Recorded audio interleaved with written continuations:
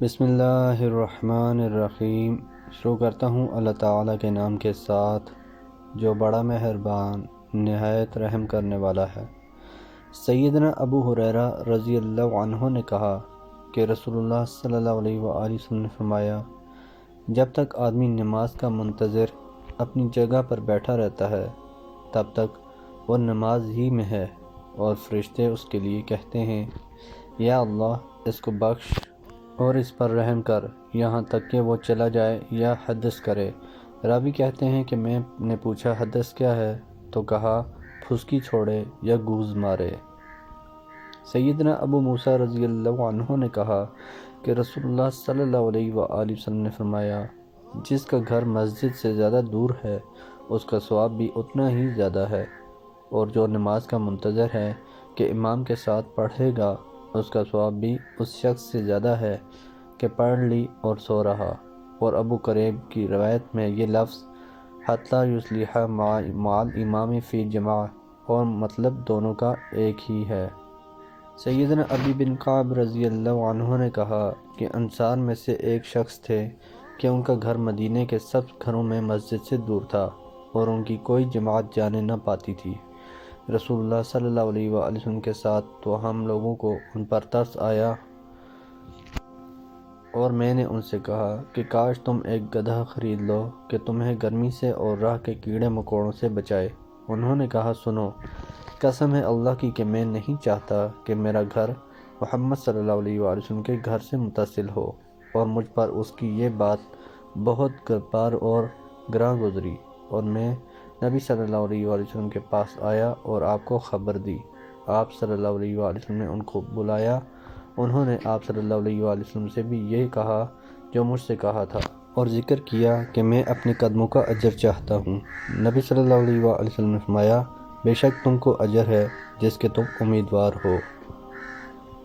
سیدنا ابو ہریرہ رضی اللہ عنہ نے کہا کہ رسول اللہ صلی اللہ علیہ وآلہ وسلم نے فرمایا، جو اپنے گھر میں طہارت کرے پھر اللہ کے کسی گھر میں جائے کہ اللہ کے فرضوں میں سے کسی فرض کو ادا کرے تو اس کے قدم ایسے ہوں گے کہ ایک سے تو برائیاں اتریں گی اور دوسرے سے درجے بڑھیں گے۔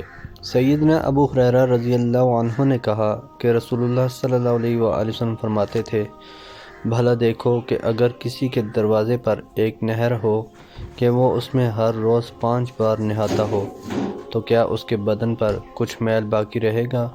صحابہ رضی اللہ عنہ نے عرض کیا کہ نہیں۔ فرمایا، یہی مثال ہے 5 نمازوں کی کہ اللہ تعالیٰ اس کی برکت سے گناہوں کو صاف کر دیتا ہے۔ سماک بن حرب نے کہا کہ میں نے سیدنا جابر بن سمرہ رضی اللہ عنہ سے کہا کہ کیا تم رسول اللہ صلی اللہ علیہ وآلہ وسلم کے پاس بیٹھتے تھے؟ انہوں نے کہا کہ بہت۔ پھر کہا کہ آپ صلی اللہ علیہ وآلہ وسلم کی عادت مبارک تھی کہ اپنی نماز کی جگہ بیٹھے رہتے صبح کے بعد جب تک کہ آفتاب نہ نکلتا، پھر جب سورج نکلتا اٹھ کھڑے ہوتے اور لوگ آپ صلی اللہ علیہ وآلہ وسلم کے پاس بیٹھ کر ذکر کیا کرتے تھے کفر کے زمانے کا، اور ہنستے تھے اور آپ صلی اللہ علیہ وآلہ وسلم مسکراتے رہتے تھے۔